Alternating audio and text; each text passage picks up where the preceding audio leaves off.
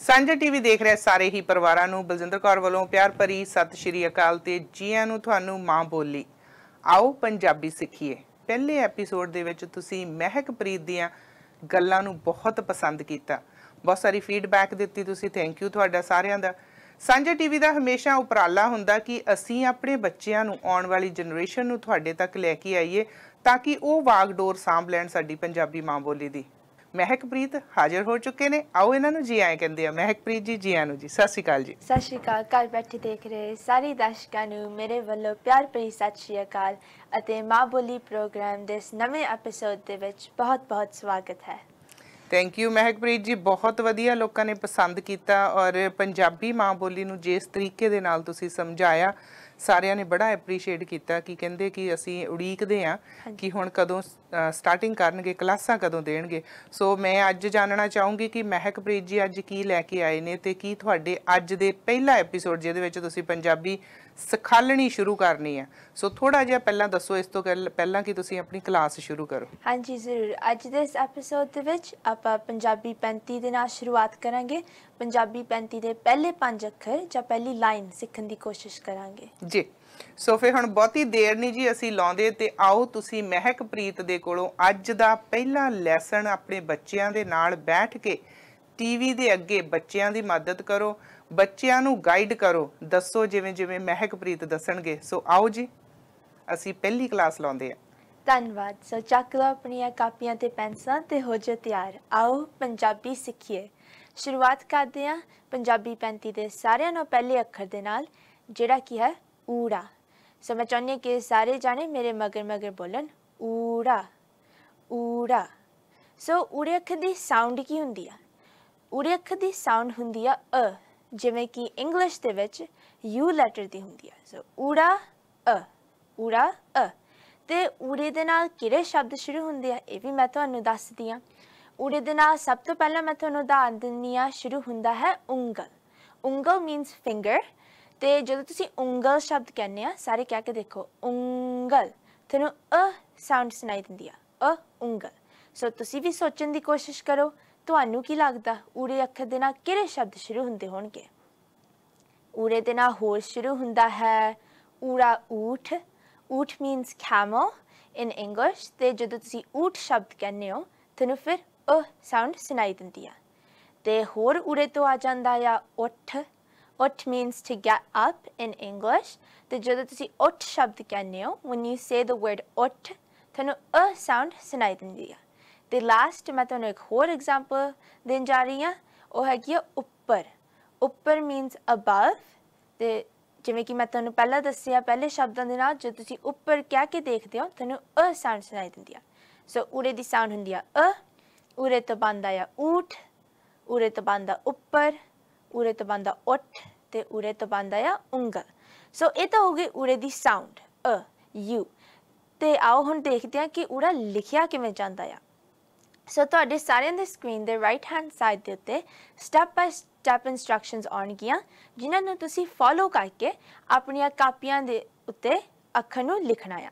ਮੈਂ ਸਾਰਿਆਂ ਨੂੰ ਬੇਨਤੀ ਕਰਨੀ ਚਾਹੁੰਦੀ ਹਾਂ ਕਿ ਹਰ ਇੱਕ ਅੱਖਰ ਨੂੰ ਘੱਟੋ ਘੱਟ 2 ਵਾਰੀ ਲਿਖਣ ਦੀ ਕੋਸ਼ਿਸ਼ ਕਰਨੀ ਆ। ਸੋ ਆਓ ਜਾਣਦੇ ਹਾਂ ਕਿ ਊੜਾ ਕਿਵੇਂ ਲਿਖਿਆ ਜਾਂਦਾ ਆ। ਊੜਾ ਲਿਖਣ ਦੇ ਲਈ ਸਭ ਤੋਂ ਪਹਿਲਾਂ ਤਾਂ ਤੁਸੀਂ ਇੱਕ ਸਟ੍ਰੇਟ ਲਾਈਨ ਡਰਾ ਕਰਨੀ ਆ। ਸਿੱਧੀ ਲਕੀਰ ਬਣਾਉਣ ਤੋਂ ਬਾਅਦ ਤੁਸੀਂ ਇੱਕ ਨੰਬਰ 3 ਵਰਗੀ ਸ਼ੇਪ ਬਣਾਉਣੀ ਆ। ਸੋ shape that looks like the number 3। ਇਸ ਨੂੰ ਬਣਾਉਣ ਤੋਂ ਬਾਅਦ ਤੁਸੀਂ ਰੁਕਣਾ ਨਹੀਂ ਇੱਥੇ, ਇਸ ਲਾਈਨ ਨੂੰ ਉੱਤੇ ਵੱਲ ਜਾਂਦੇ ਹੋਏ ਉੱਤੋਂ ਬੰਦ ਕਰ ਦੇਣਾ ਤੇ ਇਹ ਬਣ ਗਿਆ ਅੱਖਰ ਊੜਾ। ਸੋ ਹੁਣ ਮੈਂ ਤੁਹਾਨੂੰ ਸਾਰਿਆਂ ਨੂੰ ਇੱਕ ਵਾਰੀ ਫੇਰ ਸਮਝਾਉਂਦੀ ਹਾਂ, ਉਹਨਾਂ ਦਰਸ਼ਕਾਂ ਦੇ ਲਈ ਜਿਨ੍ਹਾਂ ਨੂੰ ਹਜੇ ਪੰਜਾਬੀ ਨਹੀਂ ਸਮਝ ਲੱਗਦੀ ਹੈਗੀ। So to start off, we are going to make a straight horizontal line. After that, you're going to make a shape that looks a lot like the number 3, but you're not going to stop here. You're going to take the line upwards and close it from the top. And there you have it, the letter ਊੜਾ। So ਇਹ ਬਣ ਗਿਆ ਅੱਖਰ ਊੜਾ। ਤੇ ਅੱਗੇ ਵਧਣ ਤੋਂ ਪਹਿਲਾਂ ਮੈਂ ਸਾਰੇ ਦਰਸ਼ਕਾਂ ਨੂੰ ਇੱਕ ਬਹੁਤ ਹੀ ਮਹੱਤਵਪੂਰਨ ਜਾਣਕਾਰੀ ਦੇਣੀ ਚਾਹੁੰਦੀ ਹਾਂ, ਜਿਹੜੀ ਕਿ ਮਾਫੀ ਚਾਹੁੰਦੀ ਹਾਂ ਮੈਨੂੰ ਊੜਾ ਅੱਖਰ ਲਿਖਣ ਤੋਂ ਪਹਿਲਾਂ ਸਾਂਝੀ ਕਰਨੀ ਚਾਹੀਦੀ ਸੀ। ਇਹ ਆ ਕਿ ਪੰਜਾਬੀ ਹਮੇਸ਼ਾ ਲਾਈਨ ਦੇ ਥੱਲੇ ਲਿਖੀ ਜਾਂਦੀ ਆ। ਜਦੋਂ ਆਪਾਂ ਇੰਗਲਿਸ਼ ਲਿਖਦੇ ਹਾਂ, ਕਾਗਜ਼ ਦੇ ਉੱਤੇ ਲਾਈਨਸ ਬਣੀਆਂ ਹੁੰਦੀਆਂ ਨੇ, ਆਪਾਂ ਇੰਗਲਿਸ਼ ਹਮੇਸ਼ਾ ਲਾਈਨ ਦੇ ਉੱਤੇ ਲਿਖਦੇ ਹਾਂ, ਪਰ ਪੰਜਾਬੀ 'ਚ ਇੱਦਾਂ ਨਹੀਂ ਹੁੰਦਾ। ਪੰਜਾਬੀ ਹਮੇਸ਼ਾ ਲਾਈਨ ਦੇ ਥੱਲੇ ਲਿਖੀ ਜਾਂਦੀ ਆ। So when we write English, we write on top of the lines on a piece of paper. Punjabi is different. Punjabi is written below the line.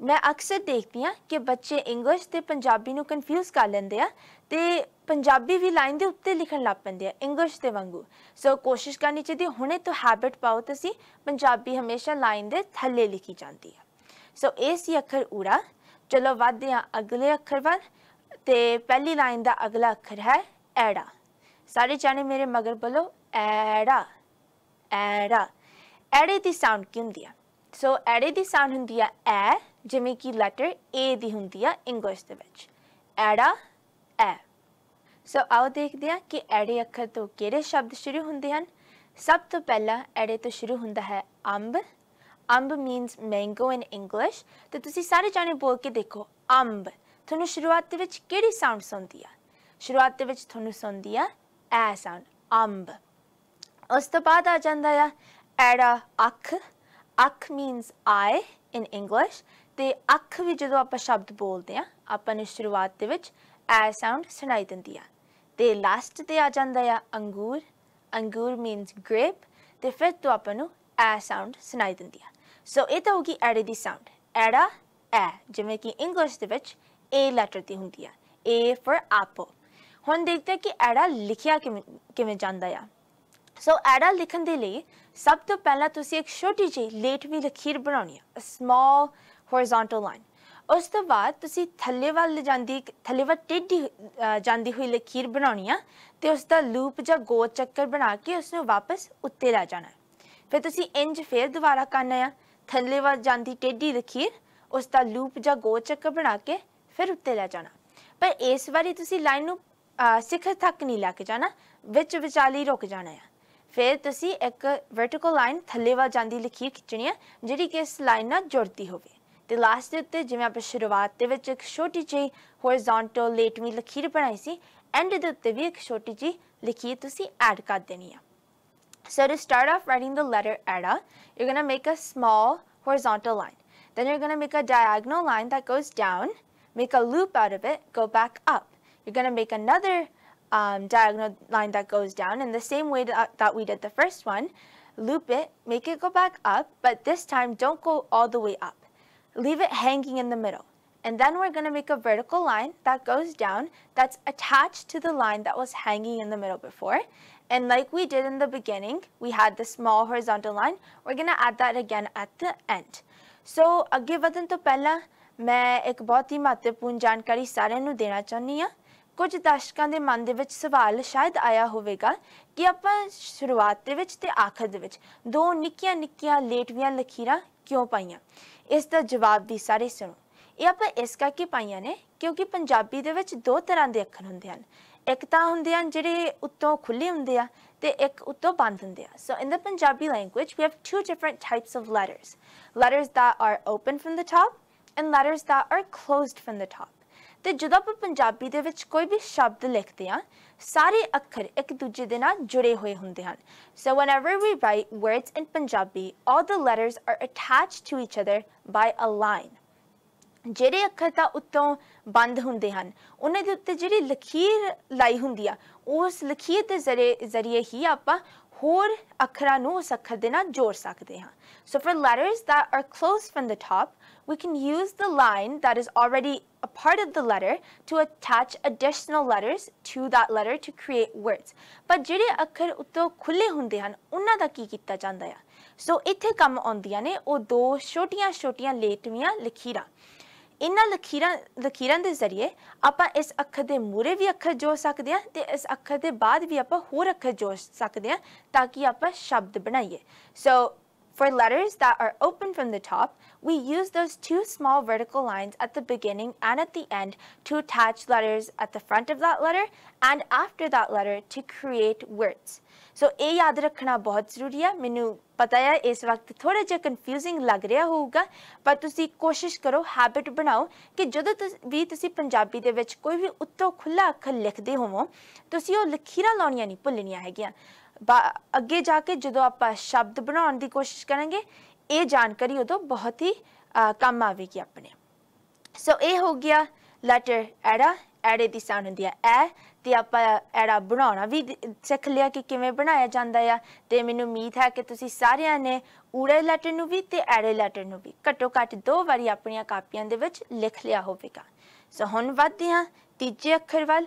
Punjabi 35 ਦਾ ਤੀਜਾ ਅੱਖਰ ਹੈ ਈੜੀ। ਸਾਰੇ ਜਾਣੇ ਮੇਰੇ ਮਗਰ ਬੋਲੋ ਈੜੀ ਈੜੀ। ਈੜੀ ਦੀ ਸਾਊਂਡ ਕੀ ਹੁੰਦੀ ਆ? ਈੜੀ ਦੀ ਸਾਊਂਡ ਹੁੰਦੀ ਆ ਇਹ, ਜਿਵੇਂ ਕਿ ਇੰਗਲਿਸ਼ ਦੇ ਵਿੱਚ ਆਈ ਲੈਟਰ ਦੀ ਹੁੰਦੀ ਆ। ਤੇ ਈੜੀ ਤੋਂ ਕਿਹੜੇ ਸ਼ਬਦ ਸ਼ੁਰੂ ਹੁੰਦੇ ਹਨ? ਆਓ ਸੋਚੀਏ। ਈੜੀ ਤੋਂ ਸ਼ੁਰੂ ਹੁੰਦਾ ਹੈ, ਸਭ ਤੋਂ ਪਹਿਲਾਂ ਤਾਂ ਆ ਜਾਂਦਾ ਹੈ ਸ਼ਬਦ ਇਟ। ਇਟ ਦਾ ਕੀ ਮਤਲਬ ਹੁੰਦਾ? It means brick in English. ਤੇ ਜਦੋਂ ਆਪਾਂ ਇਟ ਸ਼ਬਦ ਕਹਿੰਦੇ ਆ, ਸਾਰੇ ਜਾਣੇ ਬੋਲ ਕੇ ਦੇਖੋ ਇਟ। ਤੁਹਾਨੂੰ ਇਹ ਸਾਊਂਡ ਸੁਣਾਈ ਦਿੰਦੀ ਹੈ ਸ਼ੁਰੂਆਤ ਦੇ ਵਿੱਚ, ਈੜੀ it.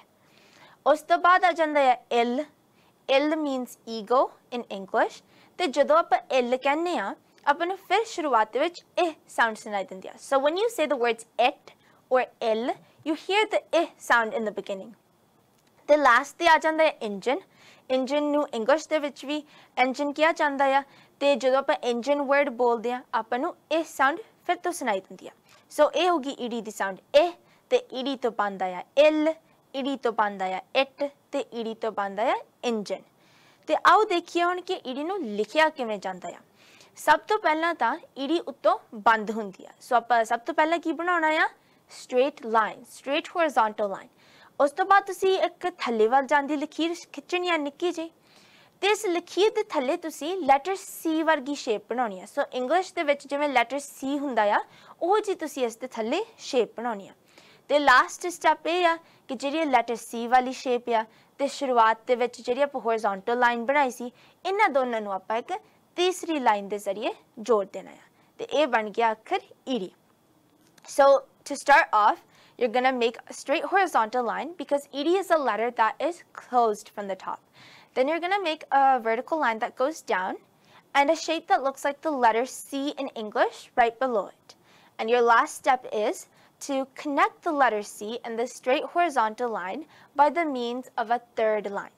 And there you have it, the letter ed.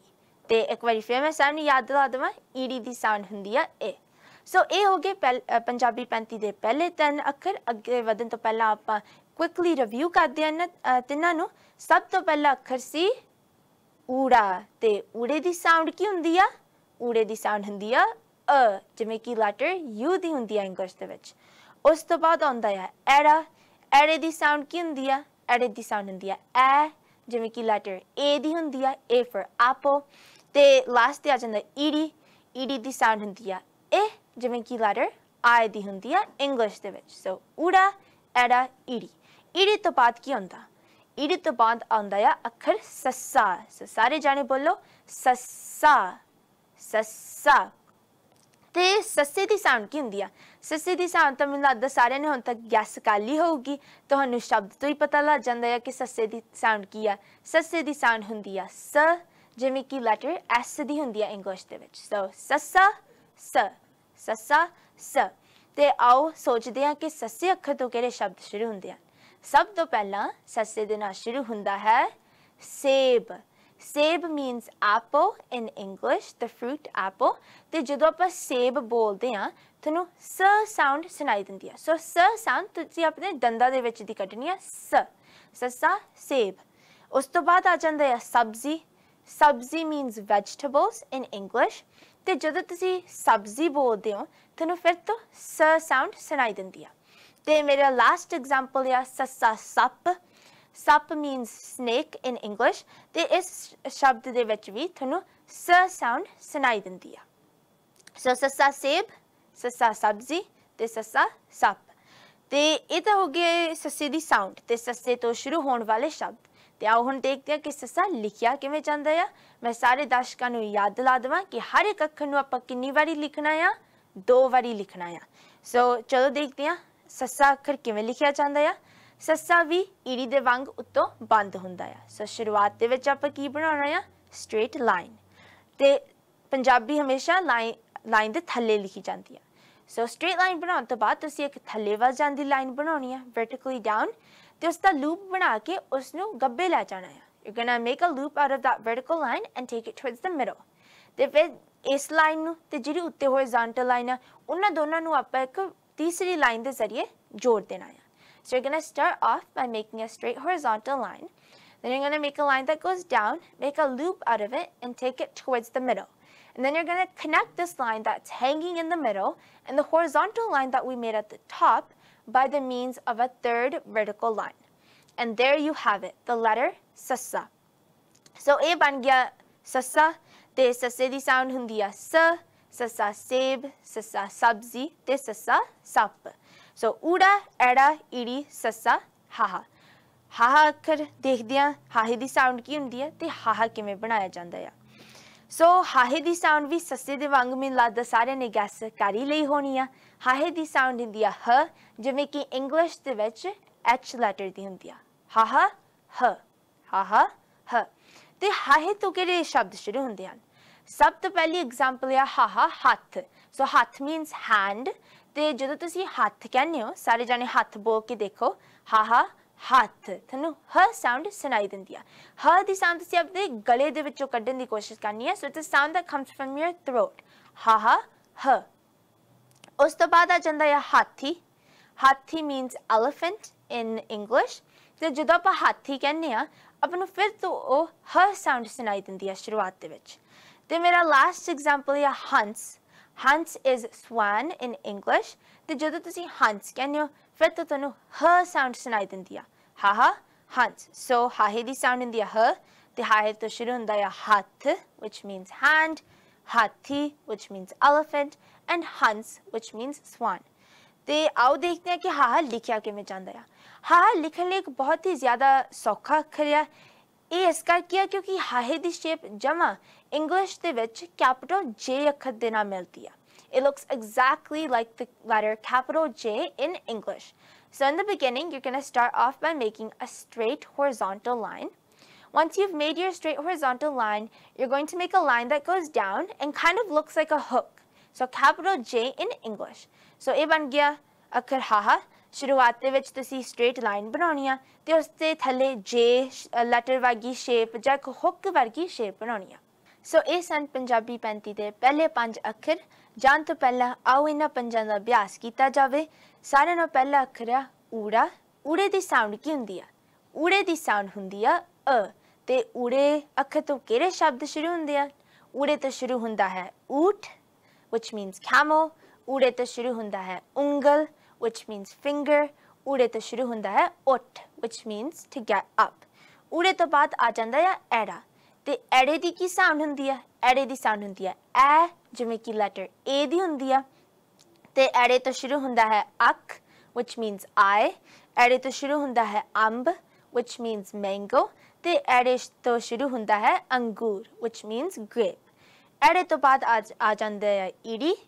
ਤੇ ਈੜੀ ਦੀ ਕੀ ਸਾਊਂਡ ਹੁੰਦੀ ਹੈ? ਈੜੀ ਦੀ ਸਾਊਂਡ ਹੁੰਦੀ ਆ ਏ like the letter I in English.